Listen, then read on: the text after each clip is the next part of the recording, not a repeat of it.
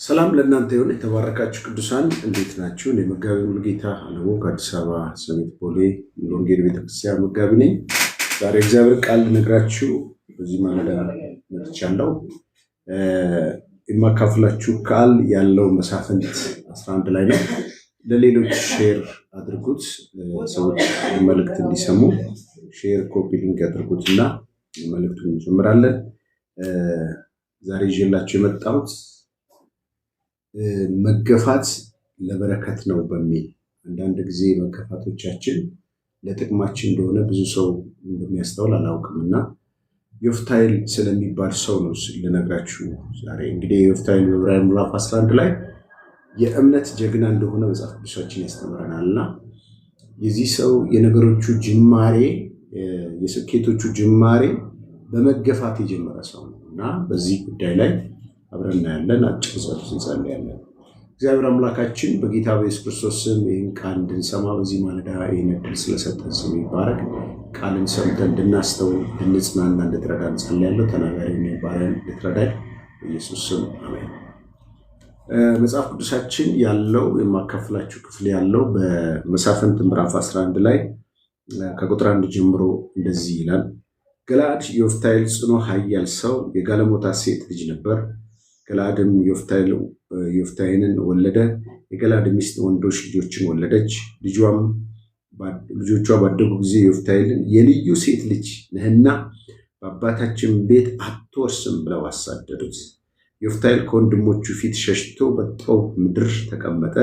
ምናምንቴዎች ሰዎችም ተሰብስበው ዮፍታሔን ተከተሉት። ከዚያ ወራት በኋላ የአሞን ልጆች በእስራኤል ላይ ይዋጉ ነበር። የአሞን ልጆችም እስራኤልን ጋር በተዋጉ ጊዜ የገለዓድ ሽማግሌዎች ዮፍታሔንን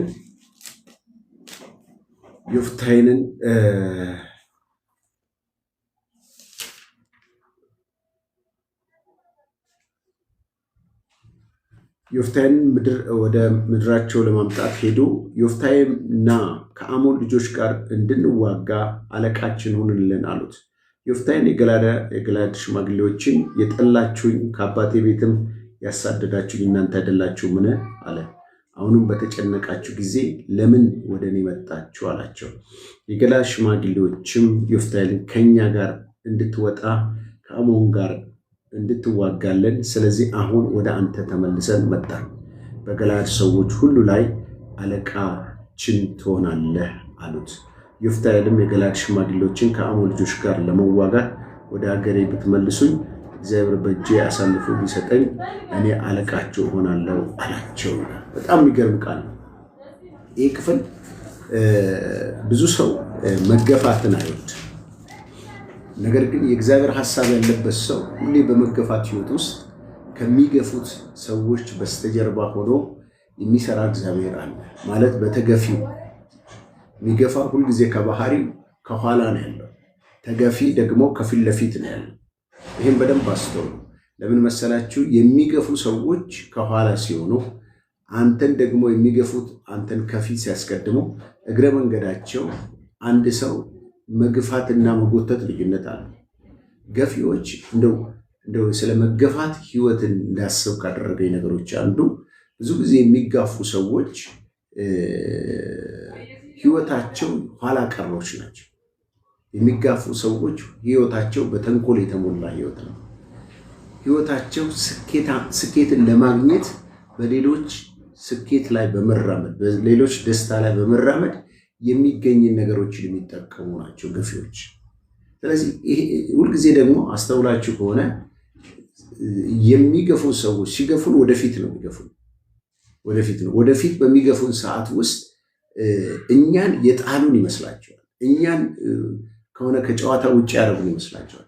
ነገር ግን በሚገፋ ሰው ህይወት ውስጥ የእግዚአብሔር ዕቅድና ዓላማ ካለ ገፊዎች ኋላ ሆነው ይቀራሉ፣ ተገፊዎች ደግሞ ግንባር ላይ ይወጣሉ። ይህን የሚመስል ነገር ከዘፍጥረት እስከ ሙሉ መጽሐፍ ቅዱስን ስታጠኑ እንደዚህ አይነት የሚመስል ታሪክ አለ። ይህንን ክፍል ሳልነግራችሁ ስለ ዮሴፍ ታሪክ እንኳን ብትመለከቱ ዮሴፍ በወንድሞቹ የተገፋ ሰው ነው። ገና ከአባቱ ቤት ውስጥ ከነሱ በመካከላቸው 12 ሆኖ በያዕቆብ ልጆች መሃል በሚኖሩበት ሰዓት ውስጥ ተገፊው ዮሴፍ ከወንድሞቹ ገና አባትየው ልብስ ገዝተው ባዩ ጊዜ በዛ በልብሱ ምክንያት ቀኑበት ነው የሚለው። ቀንተውበት ዮሴፍን ከ11 ወንድሞቹ ጠሉት በጣም። ስለዚህ ሁል ጊዜ ቀንና ሌሊት ስለሱ ተንኮል ያስቡ ጀመር ማለት ነው። ቅድም ብያቸዋለሁ። የሚገፉ ሰዎች አይምሯቸው ሁሌ ሴታፓቸው በተንኮልና በክፋት የተሞላ ማንነት ነው ያላቸው። ዮሴፍ ባለራዕይ የሆነ ሰው ነው። ዮሴፍ ሕልም ያለው ሰው ነው። ዮሴፍ ከኢየሱስ ክርስቶስ ምሳሌነት ላይ ጋር የሚነጻጸር ልክ በአባቱ ቤት የአባቱን ፍቃድ በማድረግ አባቱን በማስደሰት መኖር የለመደ ፕሪንሲፕል የተሞላ ሰው ነው። የመኖሩ ትርጉም የአባቱን ፍቃድ በማድረግ የመኖር ምሳሌ የሆነ ሰው ነው። ልክ ኢየሱስ ክርስቶስ የምወደው ልጄ እሱ ነው እሱን ስሙት እንዳለ ደስ የምሰኝበት እንዳለ ያዕቆብ ከወለዳቸው ልጆች ውስጥ አንደኛ ከሚወዳት ሚስቱ የተወለደ ነው ዮሴፍ ከራሔል። ያን ብቻ አይደለም ደግሞ ቢወለድም ቢንያምና ዮሴፍ ናቸው። ዮሴፍ ግን የተለየ የሚያደርገው ሁልጊዜ የአባቱን ፍቃድ ለማድረግ የትም ቦታ ቢላክ መሄድ የሚፈልግ ሰው ነው። እነዛ ግን ሁልጊዜ ስለ እነሱ የሚሰማ ወሬ ልብ የሚያሳዝን የሚያቆስል ነበር። ስለዚህ እነኚህ ገፊ የሆኑ ወንድሞቹ ይሄ ሳይበቃቸው ተመልሰው እንደገና ደግሞ የአባቱ ሳይበቃቸው አባቱ በገዛው ህብረ ቀለም የተሞላ የሚያምር ልብስ በዛ በጣሉበት ሰዓት ውስጥ ሁለተኛ ዙር እንደገና ደግሞ እግዚአብሔር ህልም እናሳለፈ። ይሄ ህልም ደግሞ ምን አይነት ህልም ነው? 11 ከዋክብቶች ሲሰግዱለት እንደገና ደግሞ 11 ነዶዎች ሲሰግዱለት ተመለከተ። ከዛ ፀሐይና ጨረቃ ሲሰግዱለት ተመለከተ። እንግዲህ 11 የተባሉት ነዶዎችም ኮከብም የተባሉት 12ቱ የእስራኤል ልጆች ወይም የያዕቆብ ልጆች ናቸው። ከ11 ከዮሴፍ ውጪ ለዮሴፍ እንደሚሰግዱ 11 ነዶም ለዮሴፍ እንደሚሰግዱ ጨረቃና ኮከብ እናትና አባቱ እንደሆኑ እግዚአብሔር ለዮሴፍ ሚስጥራትን በዚህ አይነት መንገድ ካስረዳው በኋላ ወይም ደግሞ ከተገለጠ በኋላ ወንድሞቹ ለሄደና ለወንድሞቹ እሱም ያውቀው ነገር የለም ልጅ ነው፣ ከነሱ ያነሰ ልጅ ነው። ስለዚህ ሄዶ ህልሙ ሲነግራቸው መጀመሪያ ከጠሉት በላይ ጠሉት ይላል። አያችሁ፣ ቅድም ብያቸዋለሁ። ገፊዎች ሴታፓቸው የአይምሮ ሴታፓቸው በየቀኑ የሚያመነጨው ጥላቻ ብቻ ነው። ለዚህ ነው አንዳንድ ሰው ምንም ብታደርጉለት ሊወዳቸው አይችልም። አይምሮ ኮራፕት ይሆናል። ልክ እንደ ኮምፒውተር በቫይረስ ኮራፕት ሲደረግ ማያስፈልግ ነገር እንደሚያመነጭ በዲስፕሌይ እንደሚያደርግ ሰው በመንፈሱ ከእግዚአብሔር ሕይወት ውጭ መኖር ትቶ ሌላ የጥላቻ የበቀል የዘረኝነት የክፋት ሲሞላ ሁሌ የሚያስበው የተሳሳተ አመለካከት። ስለዚህ እነዚህ ሰዎች ከአካባቢያቸው ለማጥፋት ቀንና ሌሊት ያለሙ ጀመር ማለት ነው። ያሰቡ ጀመር። ምንድነው ያሰቡትና ያለሙት ብንል ያሰቡትና ያለሙት ነገር ምንድነው? እስቲ ከህልሙ አንዲቱ ትፈጸም ዘንድ እናያለን። አያችሁ፣ ገፊዎች ሁሌም ያሰቡት ነገር ቢኖር ምንድነው? መጥለፍ ነው፣ ማስቀረት ነው። እሱ ውስጥ ያለውን ያየውን እግዚአብሔር የገለጠለትን ህልም በቃ ብሎክ ማድረግ። ብሎከሮች ናቸው። ሀሳቡ እንዳይፈጸም ግቡን እንዳይመታ የሚቻለንን ሁሉ ኃይላችንን ሁሉ ተጠቅመን እናቋርጠዋለን ብለው የሚያስቡ ናቸው ገፊዎች። እና በዚህ መሰረት ይህንን የሚያቋርጥ ይህንን ሀሳብን የሚያቋርጥ ሀሳብ ስላላቸው ይህንን መጥፎ አስተሳሰባቸውን ለማስፈጸም ወንድማቸው ምግብ ይዞላቸው ሲመጣ ተንኮላቸውን ጀመሩ ማለት ነው። ዛሬ እነግራቸዋለሁ፣ ገፊዎች ያደርሷቸዋል እንጂ መንገድ አያስቀሯቸውም።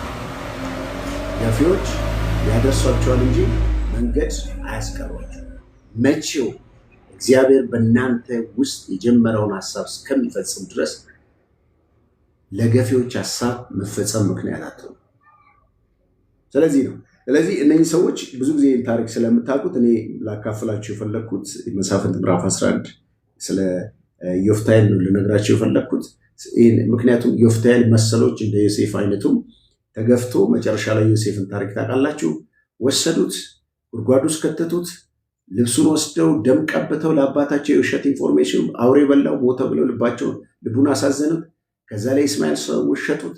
ከዛ ጶጢፋራ ቤት ገባ። ከዛ ወይን ቤት ገባ። ከዛ ፈርዖን ጋር ገባ። ምክትል ሆኖ ኖረ። ጭራሽ ያ የእግዚአብሔር ሐሳብ ይፈጸም ዘንድ እነኛ ገፊዎች ለራዩ መፈጸም፣ ለህዝቡ መፈጸም፣ ለህልሙ መፈጸም ትራንስፖርት ነው የሆኑለት። አገልጋዮች ናቸው የሆኑለት። በቃ ልክ እንደ እርሾ ጥቅም ነው የሆኑለት። አያችሁ፣ የሚገፉ ሰዎች ሊያደርሷችሁ ነው ብላችሁ ከዚህ አንጻር። ስለዚህ ያ የተደረገውን ነገር አይታችሁ ከሆነ መጨረሻው ላይ ታሪኩ እነኚህ ወንድሞች መጥተው መጨረሻ ታሪኩ ሳሰጥር ራሱን ይገልጥላቸዋል። እነሱ ደግሞ እሱ ይበቀለናል ብለው ፈርተውት ነበር። ካሁን በቃ ባለፈው እንደዛ እንዳደረግንበት ያደርግብና ሲል ብለው ሲያስቡ እንደዚህ አላቸው፣ እናንተ ክፉ አደረጋችሁብኝ አላቸው። እግዚአብሔር ግን ለእኔ ለመልካም ለወጠልኝ አለ።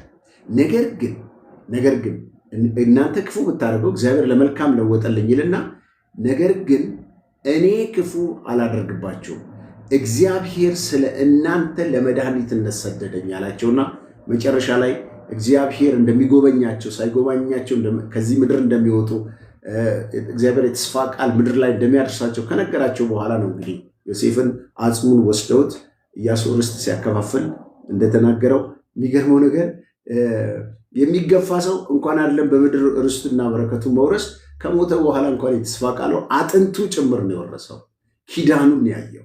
ስለዚህ እዚህ ጋር ምንም ዛሬ ልነግራችሁ የፈለኩት ዮፍታሔ የሚባል ሰው የገዛ ቤተሰቦቹ ያገለሉት ነው። ከገዛ ወንድሞቹ ከአባቱ ርስት ላይ እንዳባረሩት እናያለን። ለምን? ገለዓድ የሚባል ዮፍታሔን ከወለደው በኋላ እናቱ ከሌላ ወገን ነው የወለደችው። ከሌላ ወገን ስለተወለደ ማለት ይሄ ገለዓድ የወለደው ከሌላ ሴት ነው የወለደው። ስለዚህ ወንድሞቹ ምን አሉት? አንተ ከኛ ወገን አይደለህም፣ ከአመንዝራ ነው የተወለድከው። ከኛ ጋር የአባታችንን ርስት፣ በአባት አንድ ናቸው፣ ርስት እንግዲህ በአባት ነው የሚተላለፈው በብሉይ ኪዳን። ስለዚህ መውረስ አትችልም ባሉበት ሰዓት ውስጥ ስለዚህ ሂድ ካጠገባችን ጥፋ አሉት ማለት ነው። እና ይህንም ባሉት ጊዜ ዮፍታሔ ከወንድሞቹ ፊት ሸሽቶ በጦብ ምድር ተቀመጠ ይባላል። እቺ ጦብ ምድር የተገፊዎች መንደር ትባላለች። በቃ ተገፊዎች ተገፍቶ ከማንም ጋር በጣም ደስ ከሚለይ የእግዚአብሔር ሐሳብ ኖሮባቸው የሚገፉ ሰዎች ለበቀል አይነሳሱ። ዮሴፍን ተመልከቱ፣ ኢየሱስን ተመልከቱ፣ ጳውሎስን ተመልከቱ። የሚገፉ ሰዎች ኢየሱስን እኮ ሰይጣን እሱን ከምድር ላይ አስወገድኩት፣ አዋረድኩት፣ ደም ግባት የሌለው የሕማም ሰው ደቃቃ ሰው ምናምን የለም ብሎ መስቀል ላይ ጠረኩት ሲል፣ ነገር ግን መስቀል ለሱ የጭንቅላቱ መቀጥቀጫ ሆኖበታል ሰይጣን። ዛሬም ነግራቸዋለሁ፣ በምትገፉበት ዓለም ውስጥ የገፏችሁ ሰዎች የእግዚአብሔር ሐሳብ እንዲፈጸም በእናንተ ሕይወት ውስጥ አስተዋጽኦ ያደርጋሉ እንጂ ሊያቋርጧችሁ አይችሉም። ስሙ የተባረከ ይሁን። ስለዚህ እነኚህም ሰዎች ጦብ በሚባል ምድር ላይ ይሄ ሰው ዮፍታሔ በተቀመጠ ጊዜ በኋላ እንደዚሁ አይነት ሰዎች ተጽዕኖ የሌለባቸው ከማህበረሰቡ ከኑሮ ከተለያየ ነፃ መውጣት የሚፈልጉ ሰዎች ዮፍታሔ ወደ ተሰበሰበበት ይሄ እንደዚህ አይነት ልምምድ እንግዲህ ጥንት ጊዜም አለ። ዳዊት በወጣ ጊዜ ከሳውል በሸሸ ጊዜ እኮ ጥቂት ሰዎች የተገፉ ግብር የበዛባቸው የተጨቆኑ ዳዊትን ተከተሉት እንዳለ እዚህ ጋም ዮፍታሔን ተከትለውት ወደ ጦብ መጡ ማለት ነው። እዛ እሱ መንግስት ከዚህ ሲያገሉት በጦብ ምድር ላይ እግዚአብሔር ሰው ሰጠው። እነሱ ሲገፉት ጭራሽ ብቻውን አልቀረም፣ እግዚአብሔር አሳልፎ ሰጠው። ዛሬም ተገፍቻለሁ ለምትሉ ሰዎች ልባችሁ በሰው አይዘን፣ እግዚአብሔር ከእናንተ ጋር ነው። እግዚአብሔር የሚያቅፏችሁን ሰዎች ይሰጣቸዋል።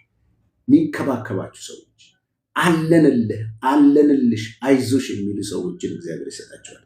ስለዚህ ከዛ ወራት በኋላ እግዚአብሔር መቼስ ሁል ጊዜ ደጋግሜ የምናገረው ቃል እንዳትረሱ፣ የሚገፉ ሰዎች የእግዚአብሔር ጥቃት ሰለባዎች ነው የሚሆኑት። ለምን? የእግዚአብሔርን ሐሳብ ያላቸው ሰዎች፣ ባለራዕዮች፣ ህልመኞች፣ እግዚአብሔር ለዓላማው የቀደሳቸውን ሰዎች የሚገፉ ሰዎች ጦርነታቸው ከማን ጋር ነው? ከእግዚአብሔር ጋር ነው። እኔ የቀባኋቸውን ነቢያቶችን እንድትዳስሱ አልፈቅድላችሁም እንደሚል እግዚአብሔር ቅባት ያለበት የእግዚአብሔር ሐሳብ ያለበትን ሰው መግፋት ማለት እግዚአብሔር እንደመግፋት አይደለም። እንኳን አገልጋይ ማንንም ሰው እንድንገፋ አልተፈቀደም። ስለዚህ በዚህ ምክንያት እግዚአብሔር ለነሱ የቤት ስራ ፈጠረላቸው። ለገፊዎቹ የቤት ስራ ፈጠረላቸው። ምን አይነት ተበስራ? ከዛ ሞዓብ ተነሱባቸው። እነኛ ሁሉ ጀግና ነን የሚሉት ወንድሞቹ እኛ በአባታችን መንግስት እናስተዳድራለን ያሉ ወንድሞቹ ክፉ ቀን በመጣ ጊዜ ግን የገጠማቸው ችግር መፍታት የማይችሉ ሰነፎች ነበሩ። ህልም መቢሶች ነበሩ። ራዕይ አልባዎች ነበሩ። ማስተዳደር ማይችሉ የገጠማቸውን ጦርነት ማሸነፍ ማይችሉ ሰነፎች ነበሩ። ነገር ግን ጀግናውን ነበር የገፉት። ልክ ዮሴፍ እንዳለው መድኃኒታቸውን ነበር የገፉት፣ ፈውሳቸውን ነበር የገፉት።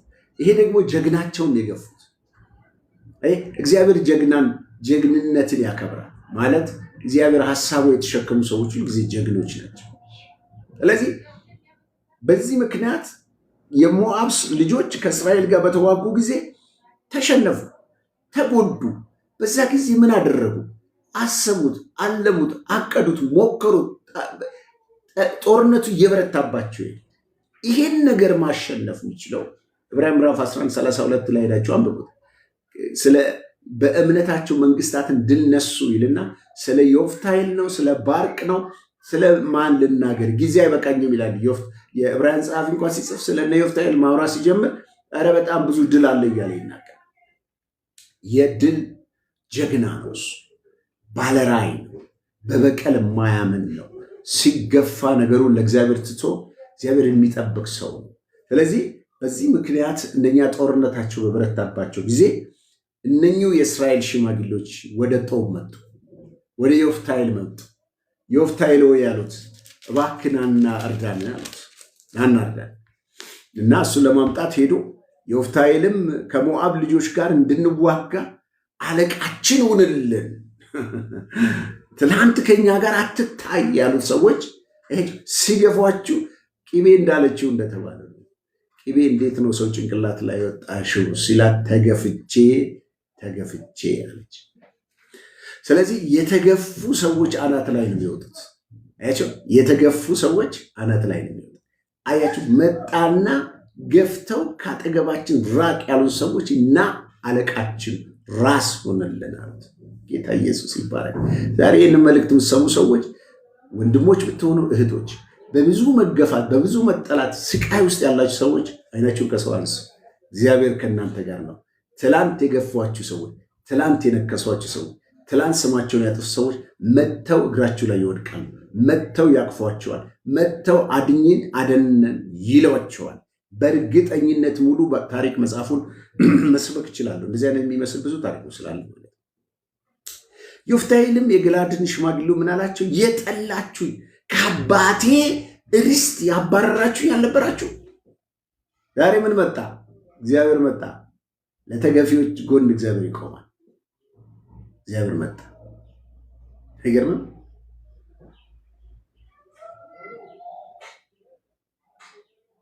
ስለዚህ አባረራችሁኝ ያልነበረ አሁን ምን መጣላችሁ? የገለዓድ ሽማግሌዎችም ዮፍታሔል ከኛ ጋር እንድትወጣ ከአሞን እጅ ጋር እንድትዋጋልን ስለዛ ነው የመጣ ነው።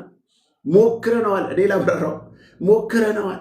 ከገፋን በኋላ ስኬትን በእኛ ምናመጣ በእኛ በገፊዎች ማህበር ምናመጣ መስሎን ነበረ። አልተሳካልንም። እኛ እግዚአብሔር የለንም፣ አንተ እግዚአብሔር አለ፣ ኪዳን አለ። ስለዚህ አንተን ማሸነፍ ትችለው እንደማለት ነው። በኋላ ዮፍታሔልም ቃል አስገባቸው። በኋላ የገለዓድ ሽማግሌዎችም ከእኛ ጋር እንድትዋጋ ነው ካሉት በኋላ አሁንም ወደ አንተ ተመልሰን መጣን፣ በገለዓዳውያን ሰዎች ሁሉ ላይ አለቃችን ትሆናለህ አሉት። አለቃችን፣ ንጉሳችን፣ ገዣችን። ሃሌሉያ ኢየሱስ። እና እሱም ምን አለ? እንግዳው አሁን ኮራ ማለት ጀመረ። ያቺው እግዚአብሔር ያለው ሰው አይፈራም። ጌታ ይባረክ። ኮራ ማለት ጀመረ። እንደዚህ ማለት ጀመረ።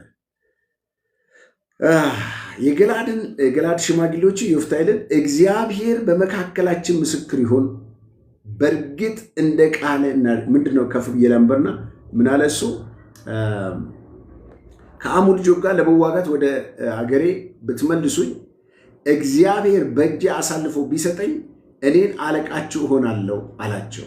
የገለዓድ ሰዎች ሽማግሌዎችም ዮፍታሔን እግዚአብሔር በመካከላችን ምስክር ይሁን፣ በእርግጥም እንዳለቃ እናደርግሃለን አሉት። ጌታ ይባረክ። ዓይንን ላፈር የተባለ ሰው አሁን ምን ትሆንልናለህ? እንዳለቃ ትሆንልናለህ፣ ንጉሥ ትሆናለህ፣ ገዢያችን ትሆናለህ። የምትገፉት ለገዢነት፣ የምትገፉት ለአለቅነት፣ የምትገፉት ለራስነት ተገፍታችሁ አትወድቁም። መጽሐፍ ቅዱስ በመዝሙር 18 ላይ እንዲህ ይላል፣ ገፋኝ ወደ ሰፊ ሜዳ አወጣኝ ይላል። መዝሙር 118 ውስጥ ማለ ይሄ ተደጋጋሚ ላይ ይናገራል። ሁሌ ሰዎች ሲገፏችሁ ወደ ተሻለ ነገር ሊያደርሷችሁ፣ ወደ ሌላ አይደለም። ስለዚህ ዛሬም እላችኋለሁ ተገፍቻለሁ፣ ተጠልቻለሁ፣ ተረስቻለሁ። ኢየሱስንም ወደ ገዛ ወገኖቹ መጣ፣ አልተቀበሉትም። ለተቀበሉት በስሙ ለሚያምኑት ለእነሱ የእግዚአብሔር ልጆች ሆኑ ይላል። ስለዚህ ኢየሱስን ቢገፉትም ቢሰቅሉትም እግዚአብሔር ግን በፊልጵስዩስ ምዕራፍ 2 ላይ ሲናገር እሱ ከእግዚአብሔር ጋር መተካከልን እንደ መቀማት አልቆጠርም ይላል። የባሪያ መልክ ይዞ በሰው ምሳሌ መጥቶ ራሱን ባዶ አድርጎ ያውም እስከ መስቀል ሞት ድረስ የታዘዘ ሆነ ይላል። ስለዚህ ምክንያት እግዚአብሔር ያለ ልክ ከፍ ከፍ አደረገው፣ ከስም ሁሉ በላይ ስምን ሰጠው። ጉልበት ሁሉ ለእሱ ይንበረከካል፣ ምላስ ሁሉ ኢየሱስ ክርስቶስ ጌታ እንደሆነ ይመሰክራል። አያችሁ፣ የምትገፉት የምትዝቅ የምትሉት በሰዎች ጫና የሚደርስባችሁ ያለ ልክ እግዚአብሔር ከፍ ያደርጋችኋል። ታሪካችሁን ይቀይራል። የምትኖሩበትን ኑሮ ደግማችሁ አትኖሩትም። የእግዚአብሔር እጅ በሕይወታችሁ ላይ ድንቅ ትሰራለች። የእግዚአብሔር እጅ ታከብራችኋለች። እግዚአብሔር ያከበረውን ማንም ሊያዋርደው አይችልም። እግዚአብሔር ከፍ ያደርገውን ትዝ ይላችኋል። በርጤሜዎስ ይህን ተናግሬ ልጨርስ። በርጤሜዎስ ኢየሱስ እንደሚመጣ ሰማ ጊዜ እንዳለፈ በሰማ ጊዜ አብዝቶ ጮኸ ይላል። በጣም የሚገርመኝ የሰው ተፈጥሮ ብዙ ጊዜ በሰው የምትጎዱ ሰዎች ዛሬ ልትፈወሱ ይገባል። በርጤሜዎስ ጨለማ በቃኝ ብሎ ነው። ገንዘብም አለም ጥያቄ ገንዘብ ስጠኝ፣ የዳዊት ልጆች ገንዘብ ስጠኝ አይደለም ያለው፣ ማረኝ ብሎ ነው። ይሄ አክሰሱን ወደ መለኮት ዓለም ውስጥ ወደ እግዚአብሔር በረከት ውስጥ የመግቢያውን አክሰስ የገባው ሰው ዝም ብሎ የሚጋፋ የሚጮህ ሰው አይደለም። ማረኝ ብሎ ልጅ ማረኝ። በዛን ጊዜ አጥብቆ አብዝቶ ጮህ ይላል። ሲጮህ ምን አሉት? ዝም በል አሉት። እነኚህ መቼስ እናንተ ለጮኋችሁ፣ እናንተ ላገለገላችሁ፣ እናንተ ለተባረካችሁ የሚቃጠሉ ሰዎች አሉ። ዝም በል አሉት። ምን ጨነቃቸው? ልጅ ዝም በል ዝም በል ሲሉት ጨመረ። ዝም በል ማለት እኮ በቃ ሂድ ከዚህ ጥፋ እንደማለታቸው። ይሄ ሰው ግን ብልጥ ነበር፣ መዳኑን እርግጠኛ ነበር። ኢየሱስ እንደ ሰው ዝም በል እንደማይለው ያውቅ ነበር። አብዝቶ ጮኸ። ሲጮህ ኢየሱስ ዘወር አለለት ይላል። በጣም ይደንቀኝ። ይህን ሰው ላነሳላቸው የፈለጉ እነኛው ዝም በል ያሉ ሰዎች መምህሩ ይፈልጋል አለ። ሁሌ ሊገፉ የገፏችሁ እጆች መልሰው ለክብር ያመጧቸው። ልድገምላቸው። የገፋችሁ ሰው ዝም በል ያሉት እዛ ሂድ፣ አንተ እንደዚህ ነሽ፣ አንቺ እንደዚህ ነው ያሉ ሰው ና መምህሩ ይፈልጋል ብለው መጥተው ገፊዎቹ ዝም በል ባዮቹ የናቁት የተጸየፉ ድምፁን መስማት የደበራቸው ሰዎች መጥተው ኢየሱስ ጋር አቀረቡት። ኢየሱስ ዓይኑን አበራ። ዛሬም በሰዎች ሕይወታቸው የተጎዳ ሰዎች እባካችሁ እንደ መልእክተኛ ይህን ልናገር ነው የገባሁት። በጌታ ፊት መለምናችሁ ጌታን ተስፋ አድርጉ። በጌታ ታምኑ። ዓይናችሁን ወደ እግዚአብሔር አድርጉ። ዓይናችሁ ከሰው ላይ አንሱ። በሰው አትጎዱ። ሰው ሁልጊዜ ምናልባት በጣም የተጎዳችሁ እንኳን ብትሆኑ ሰዎች የጎዳችሁ ሰዎች ሊጠቅሟችሁ እንጂ ሊጎዳችሁ እንደሆነ አርጋችሁ አይምሯችሁን አተርጉሙ። በቃ ይሄ ነገር ለእኔ እግዚአብሔር ለሚወዱት እንዳሳው ለተጠሩት ይልና አዲስ ትርጉም ላይ ነገሮችን ሁሉ አያይዞ እግዚአብሔር ለበጎ ይቀይረዋል። የደረሰባችሁ መከራዎችን ሁሉ እግዚአብሔር አገናኝቶ እንደ ባቡር ፍርጎ ወደ በረከት ኮንቨርት ያደርገዋል፣ ወደ ስኬት ይቀይረዋል። ስለዚህ የደረሰባችሁን ነገርን በማሰብ ሕይወታችሁ የተጎዳ የምታለቅሱ የምታዝኑ ሰዎች የተገፋችሁት የደረሰባችሁ ጫና የተጠቃችሁ ጥቃት ለበረከታችሁ ለንግስናችሁ ነው፣ ለአለቅነታችሁ ነው፣ ለከፍታችሁ ነውና አይዟቸው፣ አትፍሩ። ኢየሱስ ጌታ ነው። እንጸልይላቸው። እግዚአብሔር አምላካችን አባታችን በብዙ ሰው ምክንያት ህይወታቸው ተጎድቶ እየቆሰለ ያሉት እህት ወንድሞቼን አንተ አስባቸው። ክፉን ነገር ከህይወታቸው አረቅ። የሚያስጨንቅ የጨለማ ስራ፣ የአጋንን ስራ አንቺ አትረባም፣ አንቺ አትረቢም፣ አንቺ አትጠቅምም እያላቸው ተስፋ አስቆርጣቸው ህይወታቸው ወደማያስፈልግ ነገር ውስጥ ለመጨመር ያለ የጨለማ እጅ ከህይወታቸው ላይ ይሰበር። ኑሯቸው ይባረክ፣ ህይወታቸው ይባረክ፣ ዘመናቸው ይባረክ። አሜን።